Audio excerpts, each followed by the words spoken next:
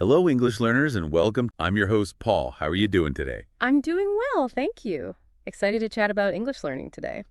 You know that feeling? Mm. Right before you speak English, and suddenly your brain just freezes, tries to check every single grammar rule. Oh, absolutely. Yeah. That little pause, that hesitation. Yeah, It's super common for learners. It's like this internal debate starts up. Is this right? Should I say this? exactly. And that is exactly what we are diving into today.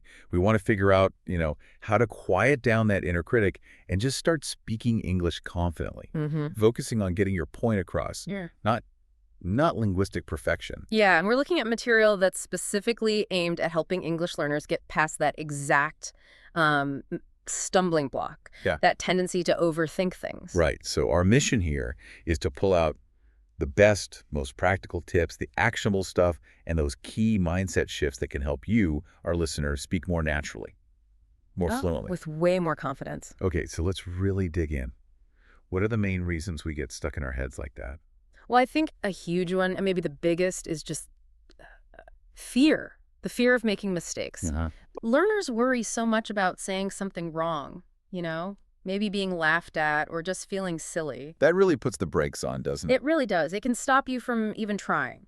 It's funny, though, because the material points out, and it's so true native speakers, we mess up all the time. Constantly. We use weird grammar, sentences trail off, but we just kind of keep going. We don't let those little slip-ups stop the conversation, That's a really key difference. Learners often feel this intense pressure, like they have to be absolutely perfect, which leads to pausing, second-guessing. or just staying silent altogether. And the sources really hammer this home. Fluency comes from using the language, not waiting until it's perfect. Okay, what else? There's the translation thing, too, right? Oh, definitely. The translation bottleneck, trying to build the sentence in your own language first, then translate it word for word. Yeah, that's like mental gymnastics while trying to chat, It is, and it slows you right down. By the time you've figured it out, the conversation's moved on. which just makes you feel even more hesitant next time. Exactly. It's frustrating. And then there's just general confidence or lack of it, feeling weird about your accent maybe, Hmm. or thinking your vocabulary isn't big enough, And that can become a vicious cycle. You feel unconfident, so you stay quiet. which makes you feel less confident because you're not practicing. Precisely.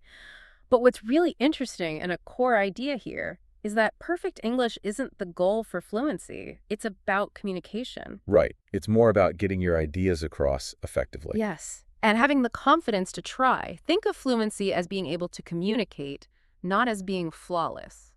Okay, so we see the problems. Yeah. Now let's talk solutions.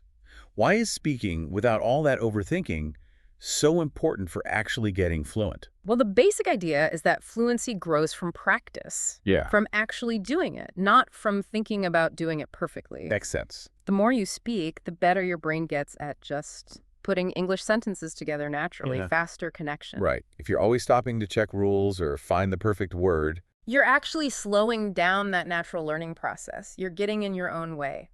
it's like learning to ride a bike, maybe.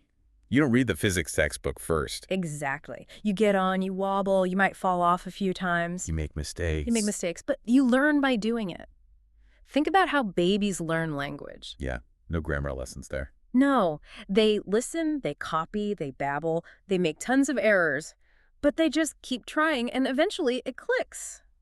Naturally. And I love this idea from the material. Yeah. Speak first, fix later. That's such a freeing concept, isn't it? It really is. Just Yeah. get the message out. Even if it's not perfect, you'll sound more natural than someone pausing every 2 seconds trying to be flawless. And honestly, most native speakers just want to understand you. They're usually fine with small mistakes, especially if you're clearly making an effort.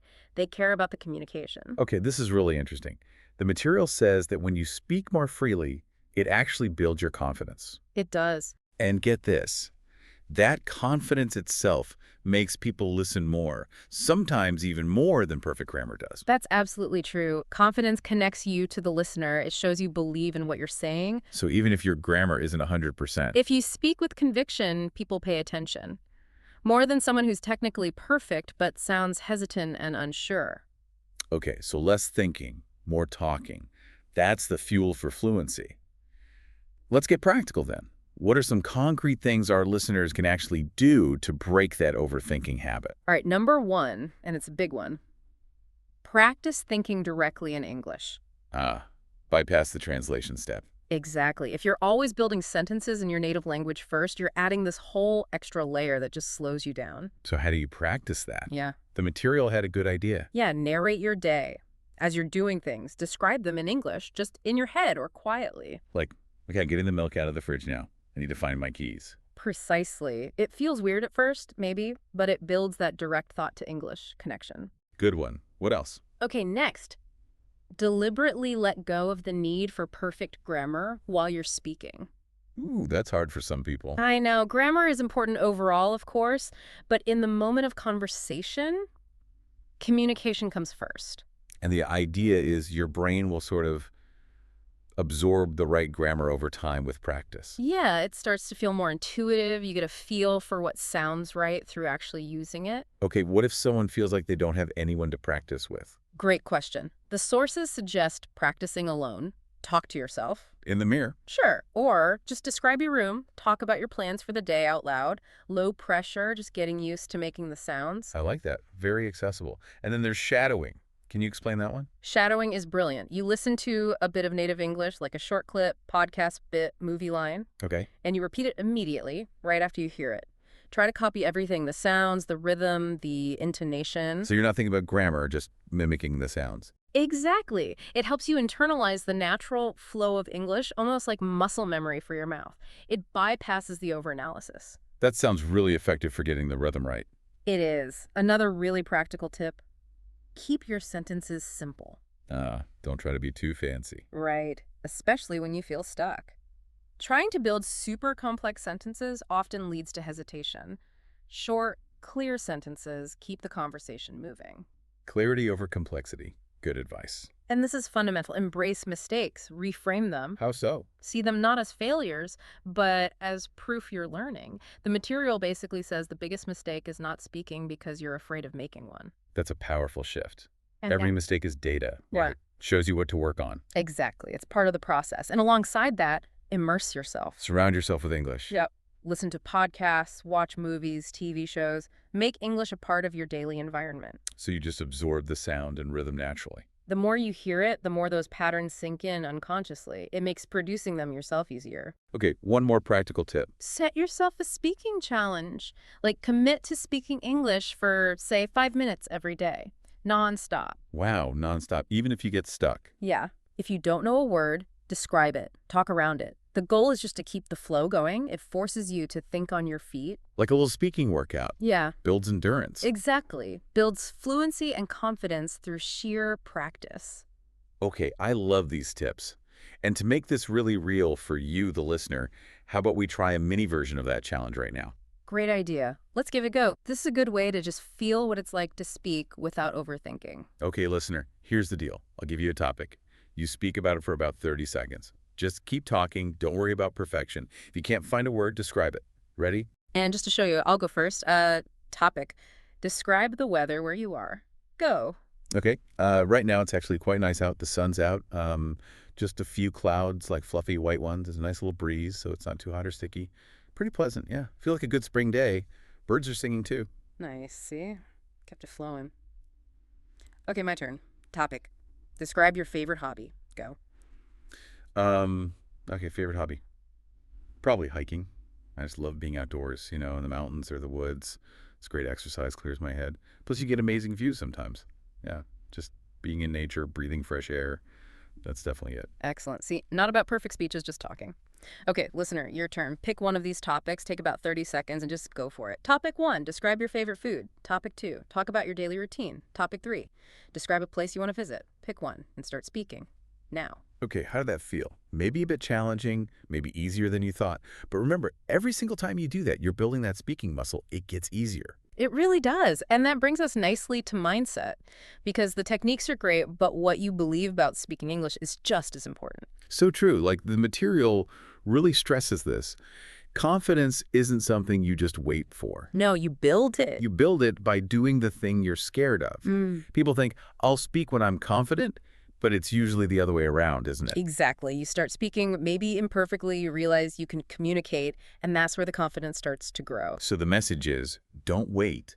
Start now. Yeah. Even small steps. Yes. Jump in. Another big mindset shift.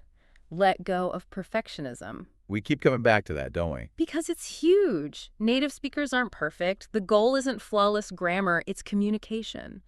Being understood. So change that internal goal from must be perfect to what? To, I want to connect and be understood, it takes so much pressure off. And view mistakes differently too, not as failures. But as evidence of learning. Proof you're pushing yourself. If you never make mistakes, you might be playing it too safe, staying in your comfort zone.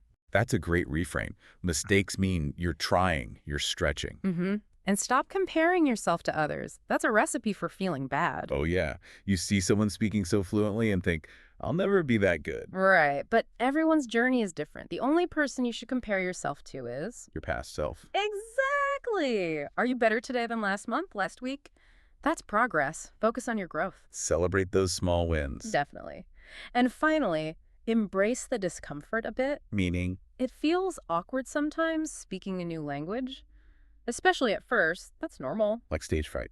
Kind of, but growth happens outside the comfort zone, right? So lean into that slightly uncomfortable feeling.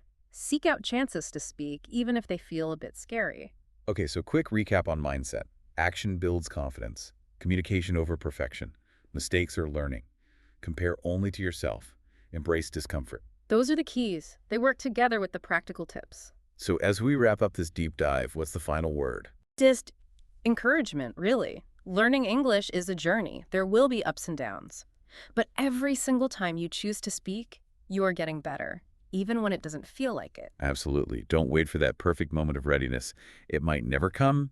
The best time to start speaking more is literally right now. Every bit counts. And please, try not to worry so much about being judged, honestly. Most people are impressed when someone's learning their language. They admire the effort. Yeah, people are generally supportive. So believe it. You are capable. You are smart enough. Yeah. You absolutely have what it takes. The only thing left. Keep talking. Keep talking. Believe in yourself. Take action. Keep practicing. Fluency is achievable. Can maybe keep doing that little spontaneous speaking challenge. Definitely. It's such a simple, powerful way to keep building that confidence and flow. Just keep speaking.